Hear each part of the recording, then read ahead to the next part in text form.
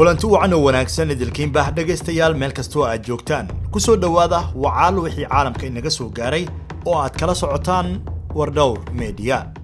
dawladda waddankaasi Venezuela ayaa waxa ay xabsiga dhigtay laba muwaadin oo u dhashay waddanka Mareykanka kuwaasi oo la shaqeynayay rugcada militariga Mareykanka ka tirsan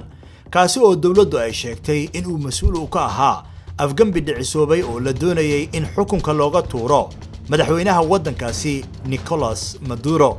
madaxweynaha waddanka Venezuela Nicolas Maduro ayaa khudbad uu telefishinka u sii mariyay shacabkiisa waxa uu ku sheegay in dawladdiisu ay xabsiga ay dhigtay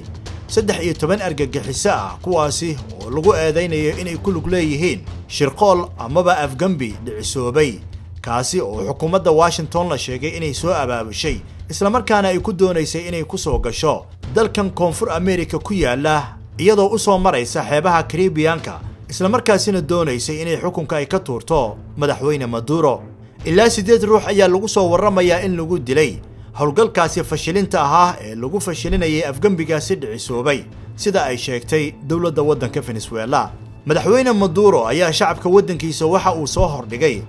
baasaboorro iyo waliba kaarar aqoonsi oo ay leeyihiin nimanka lagu magacaabo Iron Berry iyo Luke Denman kuwaasi oo uu sheegay in ay iminka ay xabsiga ay ku jiraan isla markaasina ay la shaqeynayeen generaalka lagu magacaabo Jordan Gadwa oo ah markaasi generaal rugcada militariga Mareykanka ah kaasi oo hogaamiya sida ay dawladdu ay sheegtay hay'ad ammaan oo fadhigeedu yahay gobolka Florida ee dalkaasi Mareykanka kuwaasi oo lagu magacaabo Silver Corp. madaxweyne Maduro ayaa waxa uu yiri waxa ay iska dhigdhigayeen Rambo waxa ay iska dhigdhigayeen geesiyaal isagoo hadalkiisa intaasi ku daray in xukuumadda waddankaasi Venezuela ay gacanta ay ku soo dhigtay raggaasi qorsheynayay afgambiga isla markaana xabsiga ay u taxaabtay.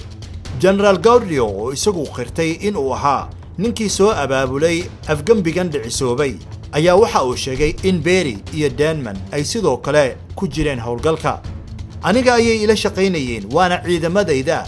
ayuu khadka teleefanka ugu sheegay generaalku wakaaladda wararka ee Reuters. waaxda amuraha dibadda ee dalkaasi Mareykanka ayaan iyadu wax tafaasiil degdeg ah ka bixin labadaasi muwaadin ee Ameerikaanka ee lagu xiray dalkaasi Venezuela. saraakiil sare oo ka tirsan xukuumadda Washington